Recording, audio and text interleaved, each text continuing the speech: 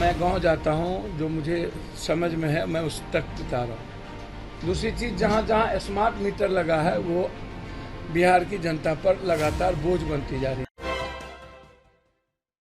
नमस्कार, देख रहे हैं आप सिटी पोस्ट लाइव और मैं हूं आपके साथ पूजा शर्मा। कटिहार गोलीकांड मामले के बाद आज जन अधिकार पार्टी के सुप्रीमो पप्पू यादव परिजनों से मुलाकात करने के बाद पटना पहुंचे हैं। इस क्रम में उन्होंने कहा कि वहां जाकर सारे परिजनों से मुलाकात की है। वहीं उन्होंने कहा कि अब 2 दिन बाद पुलिस प्रशासन ये कह रही है कि उनके फायरिंग करने से किसी को भी गोली नहीं लगी है।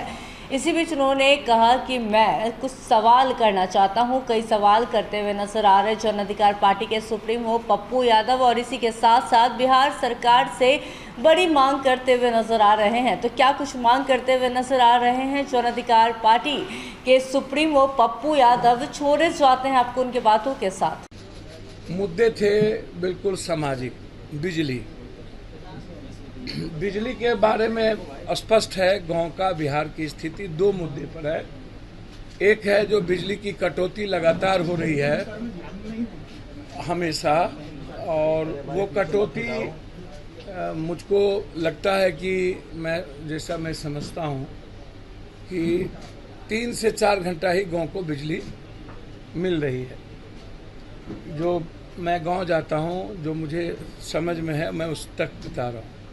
दूसरी चीज़, जहाँ जहाँ स्मार्ट मीटर लगा है वो बिहार की जनता पर लगातार बोझ बनती जा रही है। वोचर भराओ, वोचर 2 मिनट में 2 दिन में ख़त्म हो जाना और लगातार परेशानी वोचर के कारण।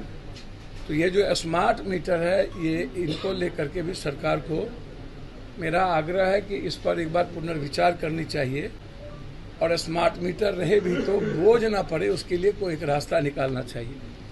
लेकिन मेरा वहाँ के डीएम साहब से आग्रह है कि आप को जब एसडीओ साहब को, वहाँ के डीएसपी को आप पता कर लीजिए। मैं आपको बहुत जल्दी बारसोई के एक वरिष्ठ पदाधिकारी का कितना ज़मीन खरीदा है, मैं आपको उसका पूरा लिस्ट दूंगा कि कहाँ कहाँ ज़मीन खरीदा है। बारसोई को ये लोग दुधारू गाय समझते हैं। बिहार में लगभग एमपी एमएलए मंत्री संतरी की कोई भूमिका और भागीदारी जनता के हित में नहीं रहती है। सरकार, आप देख ही रहे हैं कि मंत्री जी कितना इन्वॉल्व है या मंत्री जी की कितनी बात चलती है।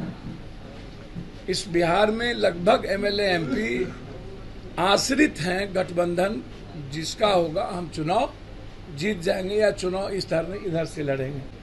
इसलिए मंत्री एमएलए एमपी को जनता से सरोकार बहुत कम है, मतलब नहीं के बराबर सरोकार है। आप कहीं की भी घटना को उठा के देखिएगा तो आपको कहीं भी मंत्री जी, जैसे अभी नग्न किया गया बेगूसराय में।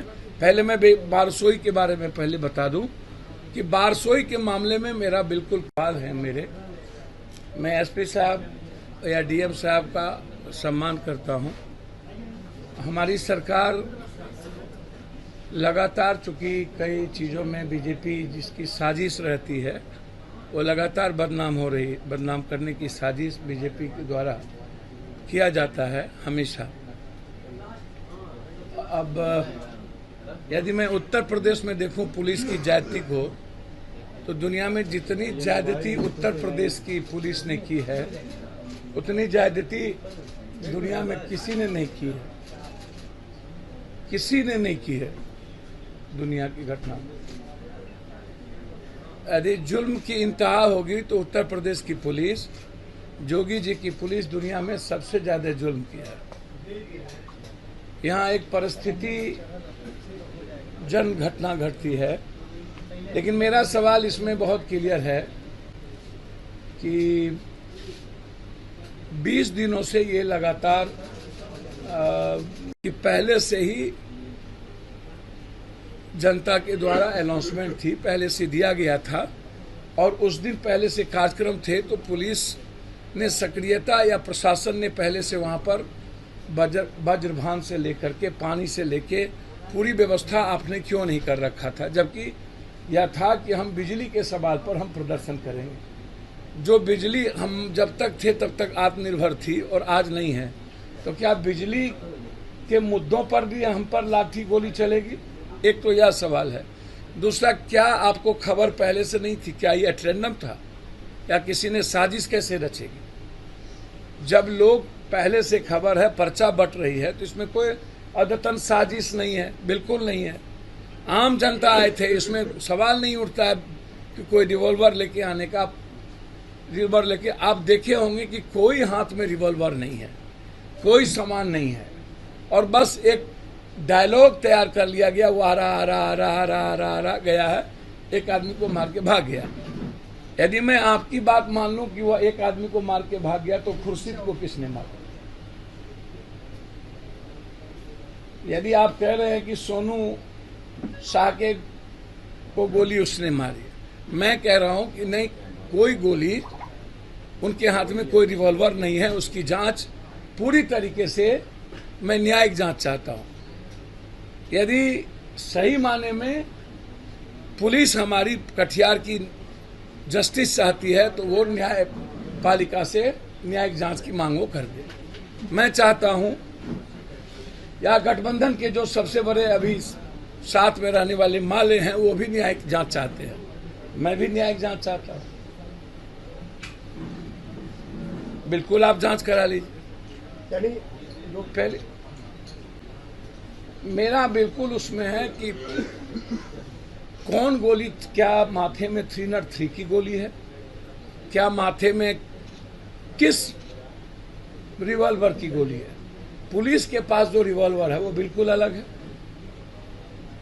राइफल है वो बिल्कुल अलग है, तो गोली कौन सी लगी है ये भी तो इम्पोर्टेंट है पोस्टमार्टम। इसलिए मैं यदि एसपी साहब की बात मान भी लूं, मुझे कोई आपत्ति नहीं है उनकी बात नहीं मानने में, तो क्या हम यह उम्मीद करें कि कटिहार प्रशासन इस गोलीकांड की जांच, न्यायिक जांच करें?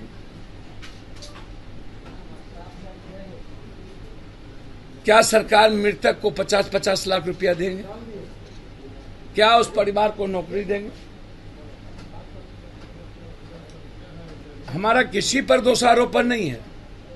मेरा दोषारोपण है कि ना लाठी थी, ना किसी के हाथ में कुछ था। आप उठा के देख लें, जनता बैठी रही, वहां के एसडीओ साहब एक बार निकलने का, मिलने का उन्होंने सौभाग्य प्राप्त, दर्शन नहीं दिया।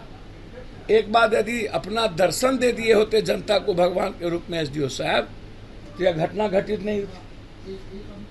और आपको मैं बहुत बड़े बड़े पदाधिकारी की, कटिहार की, मैं आपको बहुत जल्दी पूरी संपत्ति की आपको दूंगा। तो आपसे मेरा आग्रह यह है कि इतने दिन जनता रहने के बावजूद, क्यों आप जनता से इतने देर रहने के बावजूद नहीं मिले?